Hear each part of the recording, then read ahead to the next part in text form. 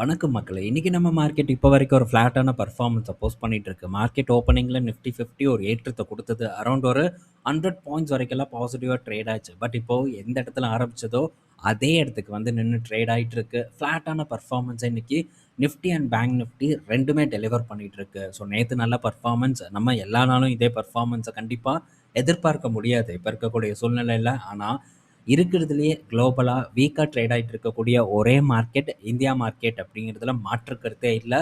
So பல நண்பர்கள் பார்த்திங்கன்னா மற்ற மார்க்கெட் இண்டெக்ஸ் ஃபண்டில் முதலீடு பண்ணணும் அப்படிங்கிற ஒரு எண்ணம் உருவாகிட்டு வந்துட்டுருக்கு. ஸோ தைவான் மார்க்கெட் பற்றி டிஸ்கஸ் பண்ணுங்கள், கொரியா மார்க்கெட் பற்றி டிஸ்கஸ் பண்ணுங்கள் அப்படின்ட்டு. பட் இந்த ஏஐ பூம்னால ஸோ இந்த தைவானாக இருக்கட்டும் இல்லை கொரியன் மார்க்கெட்டாக இருக்கட்டும், இதெல்லாம் பெட்டர் பர்ஃபார்மன்ஸை கொடுத்துருக்கு, நல்ல ஒரு ஏற்றத்தை கொடுத்துருக்கு. ஸோ பிரேசில், சைனா மார்க்கெட் இதெல்லாமே நல்ல பர்ஃபார்மன்ஸை கொடுத்துருக்கு. இந்த நேரத்தில் நம்ம போய் திரும்ப வந்து அதே தவிர பண்ணக்கூடாது. நல்லா பர்ஃபார்ம் பண்ண இடத்துல நம்ம போய் முதலீடு பண்ணுறது என்னை பொறுத்த வரைக்கும் சிறந்த ஐடியா இல்லைன்னு நான் நினைக்கிறேன். ஸோ லாபம் ரொம்ப முக்கியம்தான். மார்க்கெட்டை பொறுத்த வரைக்கும் லாபம் சம்பாதிக்கிறதுக்காக தான் நம்ம வரோம். அதே நேரத்தில் கவனமாக நம்ம பார்க்க வேண்டிய விஷயம், ஸோ கொண்டு வந்த பணத்தை இழந்துடக்கூடாது. ஸோ பெஸ்ட் லெவலில் முதலீடு பண்ணுறதுக்கு ட்ரை பண்ணுங்கள். எந்த இடத்துல பெரிய அளவுக்கு வந்து ஒரு நல்ல ஏற்றம் இல்லாமல் ஸோ ரொம்ப வந்து பர்ஃபார்ம் பண்ணாமல் இருக்கோ அந்த இடம் தான் ஃப்யூச்சருக்கான இடம் அப்படிங்கிறத நம்ம கண்டிப்பாக புரிஞ்சுக்கணும். ஸோ உதாரணத்துக்கு நம்ம சைனா மியூச்சுவல் ஃபண்டை எடுத்துக்கலாம். சேம் டைம் நம்ம அதே நேரத்தில் பிரேசில் ஃபண்டையும் எடுத்துக்கலாம். ஸோ பிரேசில் ஃபண்டை என் கண்ணில் படலை அந்த டைம். ஸோ அப்படி ஒரு ஃபண்ட் இருக்கான்னு எனக்கு தெரியல, அதனால் அதெல்லாம் நான் செக்கே பண்ணலை. ஆனால் சைனா மார்க்கெட்டில் முதலீடு பண்ணணுங்கிற ஒரு எண்ணம் எனக்கு முன்னாடியே வந்திருந்தது. ஆங்ஸங்கை வந்து நான் சூஸ் பண்ணேன், ஆங்ஸங் இடிஎஃப்பை. அதே மாதிரி மியூச்சுவல் ஃபண்ட் பொறுத்த வரைக்கும் ஆக்சிஸ் மியூச்சுவல் ஃபண்டை சூஸ் பண்ணேன். ஸோ இந்த ஆக்சிஸ் மியூச்சுவல் ஃபண்ட் நான் சூஸ் பண்ணதுலேருந்து 2 வருடம் இன்னும் வந்து கம்ப்ளீட் ஆகலை. நான் வாங்க ஆரம்பித்து இந்த 2 வருடத்தில் ஆல்மோஸ்ட் பார்த்திங்கன்னா டபுள் ஆயிடுச்சு. ஸோ நான் சிப் பண்ணி மட்டுமே எனக்கு 50% வரைக்கான, அதுவும் டெய்லி 100 அப்படிங்கிற சிப் பண்ணியே 50% வரைக்கான ரிட்டர்ன் வந்து கிடச்சிருக்கு. ஸோ இது ஒரு பெட்டர் பர்ஃபார்மன்ஸாக நான் வந்து பார்க்குறேன். ஸோ இந்த மாதிரி தான் நம்ம பர்ஃபார்ம் பண்ணாத நேரத்தில் கன்விக்ஷனை ஏற்படுத்த நம்ம ட்ரை பண்ணணும். ஸோ அது சீப்பாக இருக்கும்போது என்ன ஒரு குற்றச்சாட்டு இருந்துச்சு தெரியுமா? ஆங்ஸங் அண்ட் சைனா ரெண்டுலேயுமே இந்த மார்க்கெட் ஒரு நம்பகத்தன்மை இல்லாத ஒரு மார்க்கெட். இங்கே நம்ம முதலீடு பண்ணுறது ரொம்ப ஆபத்தான ஒன்று. ஸோ என்றைக்கு வேணால் பாலிசி சேஞ்ச் வரலாம் அப்படிங்கிற ஒரு பயம் அப்போது பலரிடத்துலையும் பெரிய அளவுக்கு பரவி இருந்தது. இதை பற்றியெல்லாம் நம்ம அப்போவே டிஸ்கஸ் பண்ணோம். ஸோ இதெல்லாம் நம்ம பேசிகிட்டு இருக்கோம். ஆனால் வாரன் பஃபட் இந்த இடத்துல பிஒய்டியில் முதலீடு பண்ணி பெரிய லாபத்தை பார்த்துருக்காங்க. ஸோ இன்னும் பல இடத்துல முதலீடு பண்ணியிருக்காங்கங்கிறத பற்றியெல்லாம் நம்ம டிஸ்கஸ் பண்ணோம். பிஸ்னஸ் வேறு, மற்ற பஞ்சாயத்துக்கள் வேறு அப்படிங்கிறதெல்லாம் நம்ம க்ளீனாக வந்து டிஸ்கஸ் பண்ணோம். அவனை வந்து ஒதுக்கி விட்டுட்டு நம்மளும் ஒன்றும் பண்ண முடியாது, நம்மளை ஒதுக்கி விட்டுட்டு அவனும் ஒன்றும் பண்ண முடியாது. அதனால் ஸோ ஒன்றிணைக்கப்பட்ட ஒரு வகையில் தான் நம்ம எல்லாம் பார்த்திங்கன்னா வணிகம் பண்ணிகிட்ருக்கோம். ஸோ இதை பற்றியெல்லாம் நம்ம எக்ஸ்பிளைன் பண்ணோம். ஸோ ஒரு பாட்டமில் இருக்கும்போது நம்ம கன்விக்ஷனை ஏற்படுத்தணும், புரிதலை வந்து அதிகப்படுத்தணுங்கிறது தான் இதன் நோக்கம். ஸோ ஏறினதை நினச்சி கவலைப்படாதீங்க. மார்க்கெட்டில் பல புதுசாக வந்தவங்க பார்த்திங்கன்னா ஏறினதை துரத்துறதுக்கான ஒரு முயற்சியில் இருக்காங்களே தவிர அடுத்து எங்கே ஆப்பர்ச்சுனிட்டி இருக்குது, அடுத்து ஏன் இந்த செக்டார் பர்ஃபார்ம் பண்ணாமல் இருக்குது அப்படிங்கிறத பார்க்குறதுக்கு பலரும் பார்த்திங்கன்னா தவறுறாங்க. இந்த தவறை வந்து சுட்டி காட்ட வேண்டியது என்னுடைய கடமை. புதுசாக வந்தவங்க போய் எல்லாம் ஏறின இடத்துல திரும்ப பணத்தை முதலீடு பண்ணி அகைன் பார்த்திங்கன்னா நஷ்டத்தை பண்ணுறது ஒரு சிறந்த ஐடியாவாக இருக்காதுங்கிறது என்னுடைய ஒரு கருத்து. ஸோ இது ஜஸ்ட் என்னுடைய ஒரு கருத்து, உங்களை நான் தடுக்கலாம் இல்லை. ஸோ மேபி உங்களுக்கு அப்போவும் இன்ட்ரெஸ்ட் இருக்குது அப்படின்னா தாராளமாக உங்களுக்கு பிடிச்சதை நீங்கள் பண்ணுங்கிறத சொல்லிவிட்டு நம்ம இன்றைக்கி அப்டேட்குள்ளே போகலாம். ஃபஸ்ட்டு நம்ம பார்க்க போகிறது என்னென்னா ஐடி பங்கு பற்றியான அப்டேட். இன்றைக்கி ஐடி செக்டார் ஓரளவு பெட்டர் பர்ஃபார்மன்ஸ் பார்த்திங்கன்னா போஸ்ட் பண்ணியிருக்கு. 1% மேலான ஏற்றத்தை கொடுத்துருக்கு.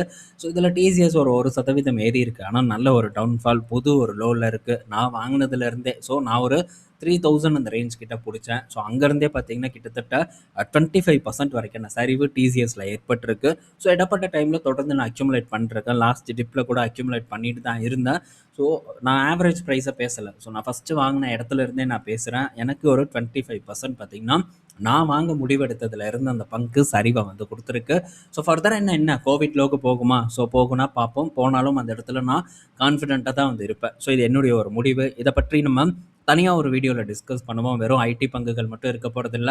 ஸோ மற்ற செக்டார் பங்குகள் பற்றியும் தான் நம்ம அதில் பார்க்க போகிறோம். ஸோ நம்ம முடிவு எப்படி இருக்குது அண்டு ஃப்யூச்சரில் என்ன நடந்ததுன்னா நான் என்ன பண்ணுவேன் அப்படிங்கிறத பற்றியெல்லாம் க்ளீனாக உங்கள் கூட ஷேர் பண்ணுறேன். ஸோ கண்டிப்பாக நண்பர்களுக்கு இடையில் இது சந்தேகமாக இருக்கும் நான் நினைக்கிறேன்.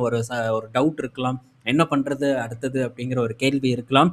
அத்தனை கேள்விகளுக்கான பதிலாகவும் அடுத்து ஒரு வீடியோவில் எப்போ போஸ்ட் பண்ணுவேன்னு தெரியாது, விரைவில் போஸ்ட் பண்ண ட்ரை பண்ணுறேன். லாஸ்ட் வீக்கே போஸ்ட் பண்ண வேண்டிய ஒரு அப்டேட் இன்னும் வந்து நான் அதை பெண்டிங் வச்சுருக்கேன், விரைவில் அப்டேட் பண்ணுறேன். இப்போ என்ன செய்தினா, HCL டெக் பார்த்தீங்கன்னா, சர்வம் ஏஐல ஒரு 150 மில்லியன் டாலர் பார்த்தீங்கன்னா, இன்வெஸ்ட்மென்ட் பண்றதா ஒரு தகவல் வந்து கிடைச்சிருக்கு. இதோட மதிப்பு இந்த சர்வம் ஏஐயோட மதிப்பு 1.5 பில்லியன் டாலர் அப்படின்ட்டு வந்து இப்போ மதிப்பீடு பண்ணப்பட்டிருக்கு. ஸோ அப்படி பார்க்கும்போது 150 மில்லியன் டாலர்னா ஒரு 10% ஸ்டேக் பார்த்தீங்கன்னா, HCL டெக் வந்து வாங்குறாங்க அப்படிங்கிற ஒரு செய்தி நமக்கு இப்போ கிடைச்சிருக்கு. இது HCL டெக்குக்கு ஒரு பாசிட்டிவான நியூஸ். ஆனா, இத இவங்க என்னைக்கோ பண்ணியிருக்கணும். ஸோ இப்போ பண்றது ரொம்ப லேட் அப்படின்னு தான் நான் நினைக்கிறேன். ஸோ இன்வெஸ்ட்மென்ட் பண்ணலைனாலுமே கூட ஒண்ணும் பிரச்சனை இல்ல.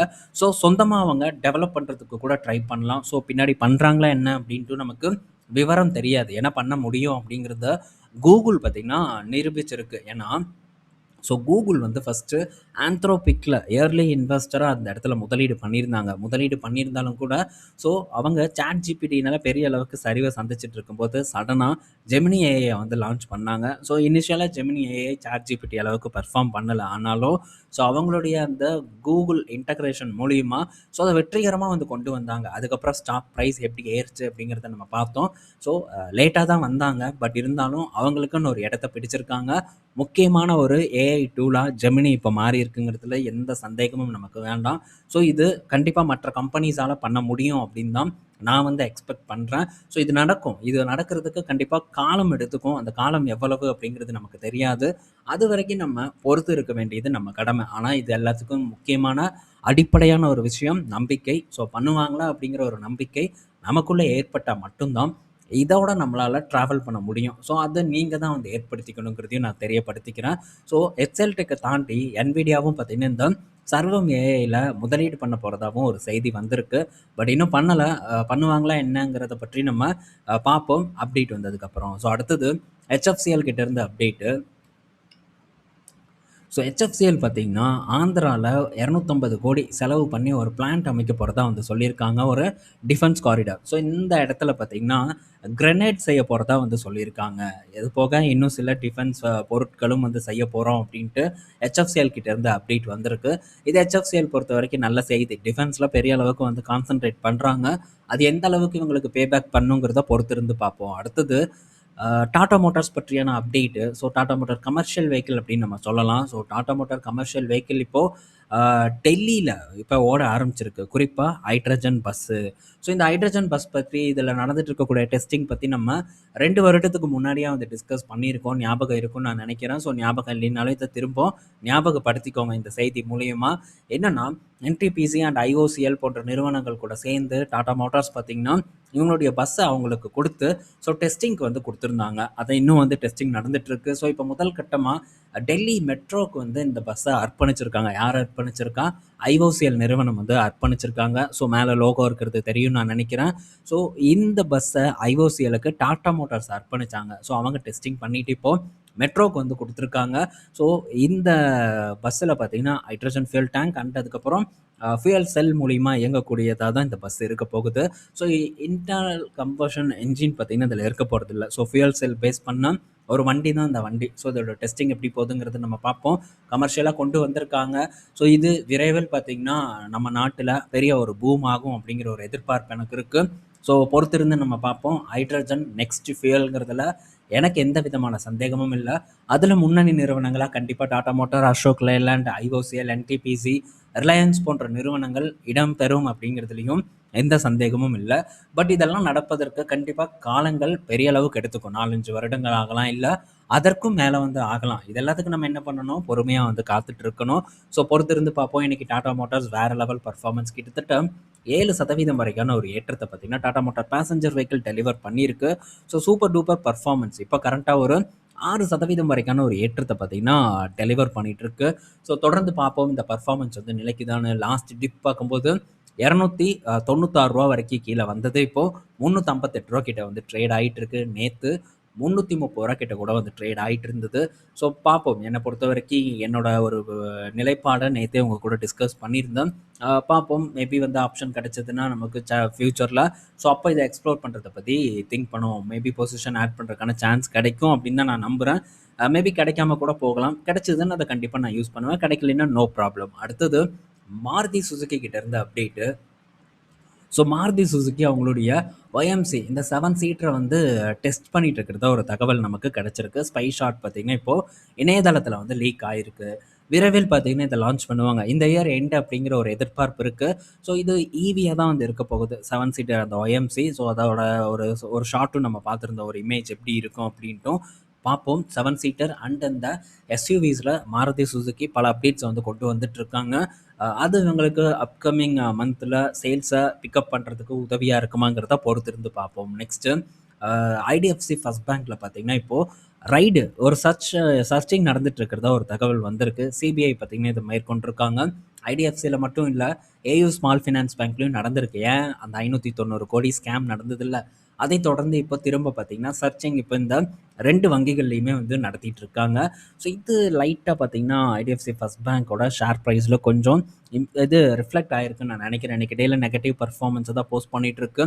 ரூ. 68 கிட்ட பார்த்தீங்கன்னா ட்ரேட் ஆகிட்டு இருக்கு. ஆனால் ஸோ இந்த நேரத்தில் நான் கண்டிப்பாக லார்ஜ் கேப் பக்கம் தான் நிற்பேன். இதையும் பலமுறை நான் சொல்லியிருக்கேன். ஸோ எனக்கு இதெல்லாம் வந்து இன்னொரு சீப்பராக கிடைச்சா மட்டும்தான் இதன் பின்னாடி நான் வந்து போவேன். அதுதான் ஒரு சரியான இடமா பார்க்குறேன். இந்த மாதிரியான இடத்துல நான் ரிஸ்க் எடுக்கிறதுக்கு.